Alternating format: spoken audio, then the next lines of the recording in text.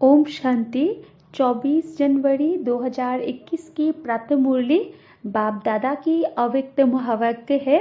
Revise है 17 अक्टूबर 1987 की। ब्राह्मण जीवन का श्रृंगार पवित्रता। आज बाप दादा अपने विश्व के चारों ओर के विशेष होवनहार पूज्य बच्चों को देख रहे हैं। सारे विश्व में से कितने थोड़े अमूल्य रत्न पूजनीय बने हैं। पूजनीय आत्माएं ही विश्व के लिए विशेष जहान के नूर बने जाते हैं। जैसे इस शरीर में नूर नहीं तो जहान नहीं, ऐसे विश्व के अंदर पूजनीय जहान के नूर आप श्रेष्ठ आत्माएं नहीं तो विश्व का भी महत्व नहीं। स्वर्ण योग व आदि योग व सत्वप्रधान योग नया संसार आप विशेष आत्माओं से आरंभ होता है। नए विश्व के आधार मूर्त पूजनीय आत्माएं आप हो तो आप आत्माओं का कितना महत्व है। आप पूज्य आत्माएं संसार के लिए नई रोशनी हो। आपकी चढ़ती कला विश्व को श्रेष्ठ कला में लाने के निमित्त बनती है। आप गिरती कला में आते हो तो संसार की भी गिरती कला होती है। आप परिवर्तन होते हो तो विश्व भी परिवर्तन होता है। इतने महान और महत्व वाली आत्माएं हो। आज बाप दादा सर्व बच्चों को देख रहे थे। ब्राह्मण बनना अर्थात पूज्य बनना, क्योंकि ब्राह्मण सो देवता बनते हैं और देवताएं अर्थात पूजनीय। सभी देवताएं पूजनीय तो है, फिर भी नंबरवार जरूर है। किन देवताओं की पूजा विधि पूर्वक और नियमित रूप से होती है और किन्हों की पूजा विधि पूर्वक नियमित रूप से नहीं होती। किन्हों के हर कर्म की पूजा होती है और किन्हों के हर कर्म की पूजा नहीं होती है। कोई का विधि पूर्वक हर रोज श्रृंगार होता है और कोई का श्रृंगार रोज नहीं होता है। ऊपर ऊपर से थोड़ा बहुत सजा लेते हैं लेकिन विधि पूर्वक नहीं। कोई के आगे सारा समय कीर्तन होता है और कोई के आगे कभी कभी कीर्तन होता है। इन सभी का कारण क्या है? ब्राह्मण तो सभी कहलाते हैं। ज्ञान योग की पढ़ाई भी सभी करते हैं, फिर भी इतना अंतर क्यों? धारणा करने में अंतर है, फिर भी विशेष कौन सी धारणाओं के आधार पर नंबरवार होते हैं? जानते हो, पूजनीय बनने का विशेष आधार पवित्रता के ऊपर है। जितना सर्व प्रकार की पवित्रता को अपनाते हैं उतना ही विशेष सर्व प्रकार के पूजनीय बनते हैं। और जो निरंतर विधि पूर्वक आदि अनादि विशेष गुण के रूप से पवित्रता को सहज अपनाते हैं वही विधि पूर्वक पूज्य बनते हैं। सर्व प्रकार की पवित्रता क्या है? जो आत्माएं सहज स्वतः हर संकल्प में, बोल में, कर्म में सर्व अर्थात ज्ञानी और अज्ञानी आत्माएं सर्व के संपर्क में सदा पवित्र वृत्ति, दृष्टि, वाइब्रेशन से यथार्थ संपर्क संबंध निभाते हैं, इसको ही सर्व प्रकार की पवित्रता कहते हैं। स्वप्न में भी स्वयं के प्रति या अन्य कोई आत्मा के प्रति सर्व प्रकार की पवित्रता में से कोई कमी ना हो। मानो स्वप्न में भी ब्रह्मचर्य खंडित होता है व किसी आत्मा के प्रति किसी भी प्रकार की ईर्ष्या व आवेश के वश कर्म होता या बोल निकलता है, क्रोध के अंश रूप में भी व्यवहार होता है, तो इसको भी पवित्रता का खंडन माना जाएगा। सोचो, जब स्वप्न का भी प्रभाव पड़ता है तो साकार में किए हुए कर्म का कितना प्रभाव पड़ता होगा। इसलिए खंडित मूर्ति कभी पूजनीय नहीं होती। खंडित मूर्तियां मंदिरों में नहीं रहती, आजकल के म्यूजियम में रहती है। वह भक्त नहीं आते, सिर्फ यही गायन होता है कि बहुत पुरानी मूर्तियां हैं, बस उन्होंने स्थूल अंगों के खंडित को खंडित कह दिया है, लेकिन वास्तव में किसी भी प्रकार की पवित्रता में खंडन होता है तो वो पूज्य पद से खंडित हो जाते हैं। ऐसे चारों प्रकार की पवित्रता विधि पूर्वक है तो पूजा भी विधि पूर्वक होती है। मन वाणी कर्म में संबंध संपर्क आ जाता है और स्वप्न में भी पवित्रता, इसको कहते हैं संपूर्ण पवित्रता। कोई बच्चे अलवेलेपन में आने के कारण चाहे बड़ों को चाहे छोटों को इस बात में चलाने की कोशिश करते हैं कि मेरा भाव बहुत अच्छा है, लेकिन बोल निकल गया, वह मेरी एम माना लक्ष्य ऐसे नहीं थी लेकिन हो गया। या कहते हैं कि हंसी मजाक में कह दिया अथवा कर लिया, यह भी चलाना है, इसलिए पूजा भी चलाने जैसी होती है। यह अलवेलापन संपूर्ण पूज्य स्थिति को नंबरवार में ले आता है। यह भी अपवित्रता के खाते में जमा होता है।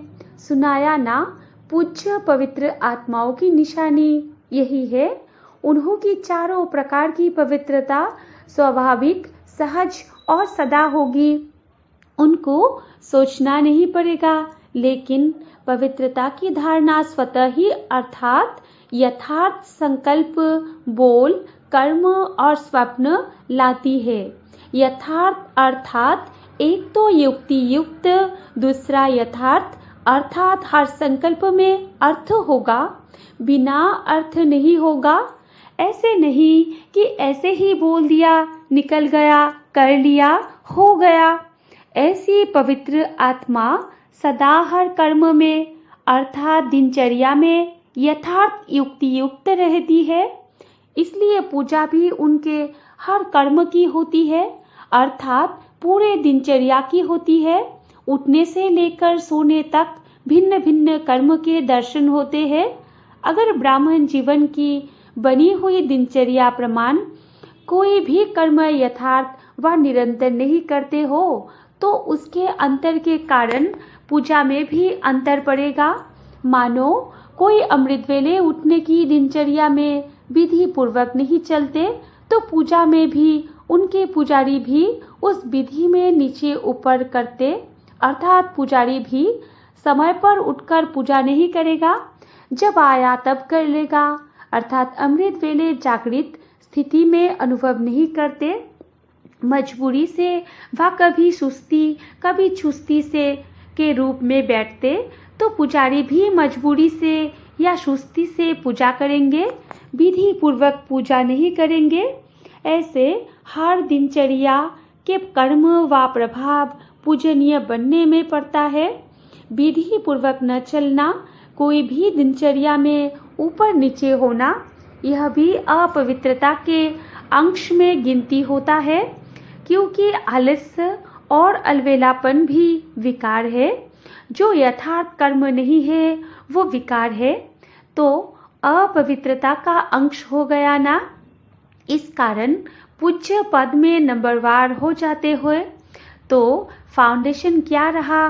पवित्रता। पवित्रता की धारणा बहुत महीन है। पवित्रता के आधार पर ही कर्म की विधि और गति का आधार है। पवित्रता सिर्फ मोटी बात नहीं है, ब्रह्मचारी रहे या निर्मोही हो गए सिर्फ इसको ही पवित्रता नहीं कहेंगे। पवित्रता ब्राह्मण जीवन का श्रृंगार है, तो हर समय पवित्रता के श्रृंगार की अनुभूति चेहरे से, चलन से औरों को हो, दृष्टि में, मुख में, हाथों में, पाँव में सदा पवित्रता का श्रृंगार प्रत्यक्ष हो। कोई भी चेहरे तरफ देखे तो फीचर्स से उन्हें पवित्रता का अनुभव हो। जैसे और प्रकार के फीचर्स वर्णन करते हैं, वैसे यह वर्णन करे कि इनके फीचर्स का पवित्रता दिखाई देती है। नैनों में पवित्रता की झलक है, मुख पर पवित्रता की मुस्कुराहट है, और कोई बात उन्हें नजर न आए, इसको कहते हैं पवित्रता के श्रृंगार से श्रृंगारी हुई मूरत। समझा? पवित्रता की तो और भी बहुत गुह्यता है, वो फिर सुनाते रहेंगे। जैसे कर्मों की गति गहन है, पवित्रता की परिभाषा भी बड़ी गुह्य है और पवित्रता ही फाउंडेशन है। अच्छा, आज गुजरात आया है। गुजरात वाले सदा हल्के बन नाचते और गाते हैं। चाहे शरीर में कितने भी भारी हो, लेकिन हल्के बन नाचते हैं। गुजरात की विशेषता है सदा हल्का रहना, सदा खुशी में नाचते रहना और बाप के व अपने प्राप्तियों के गीत गाते रहना। बचपन से ही नाचते गाते अच्छा है। ब्राह्मण जीवन में क्या करते हो? ब्राह्मण जीवन अर्थात मौजों की जीवन। गरबा रास करते हो तो मौज में आ जाते हो ना। अगर मौज में न आए तो ज्यादा कर नहीं सकेंगे। मौज मस्ती में थकावट नहीं होती है, अथक बन जाते हैं। तो ब्राह्मण जीवन अर्थात सदा मौज में रहने की जीवन, वो है स्थूल मौज और ब्राह्मण जीवन की है मन की मौज। सदा मन मौज में नाचता और गाता रहे। वो लोग हल्के बन नाचते गाने के अभ्यासी है, तो इन्हों को ब्राह्मण जीवन में भी डबल लाइट हल्का बनने में मुश्किल नहीं होती। तो गुजरात अर्थात सदा हल्के रहने के अभ्यासी कहो, वरदानी कहो, तो सारे गुजरात को वरदान मिल गया। डबल लाइट मुरली द्वारा भी वरदान मिलते हैं ना।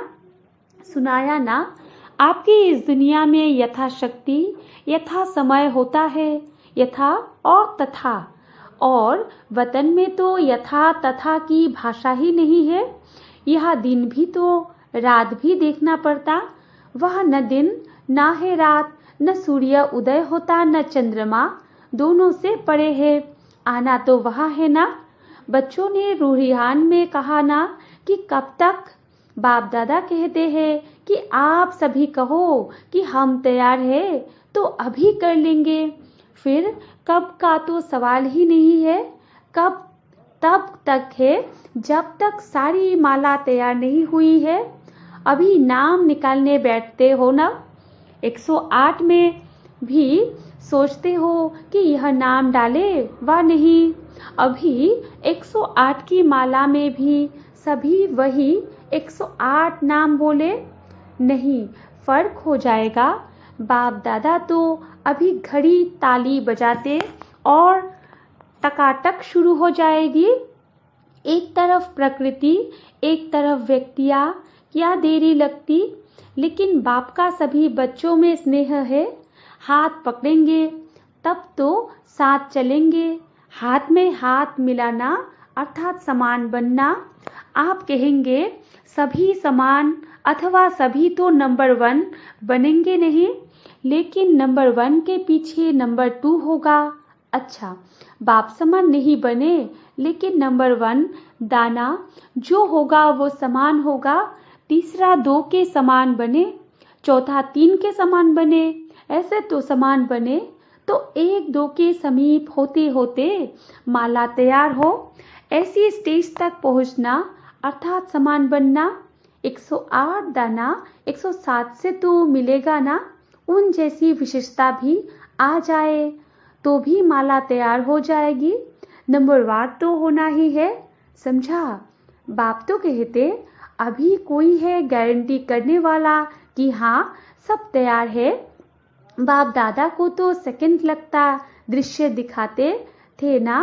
ताली बजाई और परिया आ गई।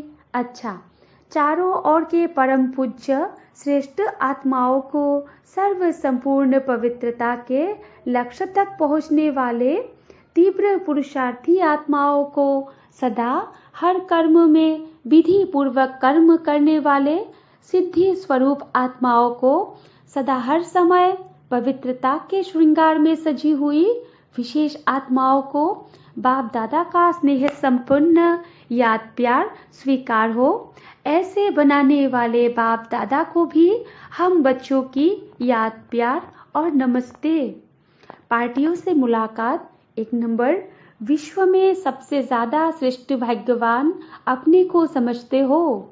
सारा विश्व जिस श्रेष्ठ भाग्य के लिए पुकार रहा है कि हमारा भाग्य खुल जाए, आपका भाग्य तो खुल गया। इससे बड़ी खुशी की बात और क्या होगी। भाग्य विधाता ही हमारा बाप है। ऐसा नशा है ना, जिसका नाम ही भाग्य विधाता है, उसका भाग्य क्या होगा। इससे बड़ा भाग्य कोई हो सकता है। तो सदा यह खुशी रहे कि भाग्य विधाता हमारा जन्म सिद्ध अधिकार हो गया। बाप के पास जो भी प्रॉपर्टी होती है, बच्चे उसके अधिकारी होते हैं। तो भाग्य विधाता के पास क्या है? भाग्य का खजाना। उस खजाने पर आपका अधिकार हो गया। तो सदैव वाह मेरा भाग्य और भाग्य विधाता बाप, यही गीत गाते खुशी में उड़ते रहो। जिसका इतना श्रेष्ठ भाग्य हो गया, उसको और क्या चाहिए। भाग्य में सब कुछ आ गया। भाग्यवान के पास तन मन धन जन सब कुछ होता है।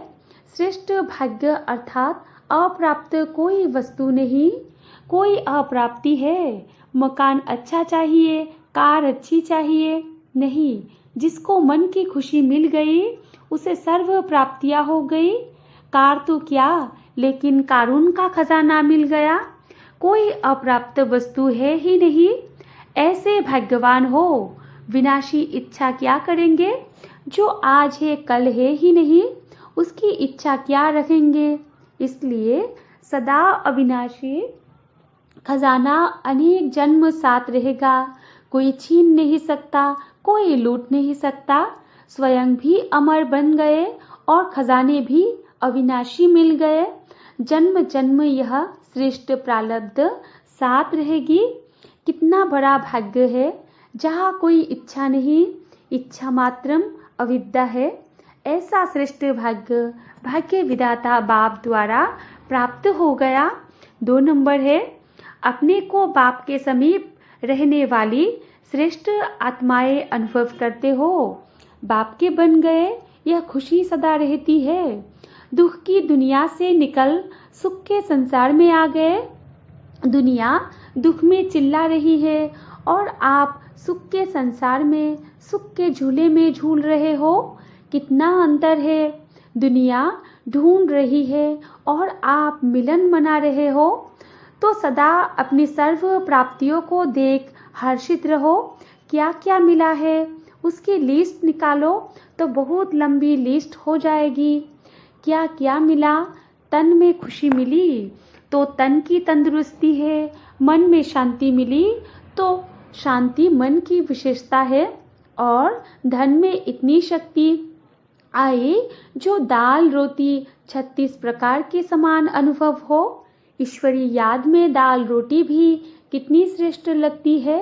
दुनिया के 36 प्रकार हो और आपकी दाल रोटी हो तो श्रेष्ठ क्या लगेगा। दाल रोटी अच्छी है ना, क्योंकि प्रसाद है ना। जब भोजन बनाते हो तो याद में बनाते हो, याद में खाते हो तो प्रसाद हो गया। प्रसाद का महत्व होता है। आप सभी रोज प्रसाद खाते हो। प्रसाद में कितनी शक्ति होती है। तो तन मन धन सभी में शक्ति आ गई। इसलिए कहते हैं अप्राप्त नहीं कोई वस्तु ब्राह्मणों के खजाने में। तो सदा इन प्राप्तियों को सामने रख खुश रहो, हर्षित रहो। अच्छा वरदान है। कर्म द्वारा गुणों का दान करने वाले डबल लाइट फरिश्ता भव। विस्तार है। जो बच्चे कर्मणा द्वारा गुणों का दान करते हैं, उनकी चलन और चेहरा दोनों ही फरिश्ते की तरह दिखाई देते हैं। वे डबल लाइट अर्थात प्रकाशमय और हल्केपन की अनुभूति करते हैं। उन्हें कोई भी बोझ महसूस नहीं होता है। हर कर्म में मदद की महसूसता होती है। जैसे कोई शक्ति चला रही है। हर कर्म द्वारा महादानी बनने के कारण उन्हें सर्व की आशीर्वाद व सर्व के वरदानों की प्राप्ति का अनुभव होता है। और स्लोगन है, सेवा में सफलता का सितारा बनो, कमजोर नहीं। अच्छा, ओम शांति।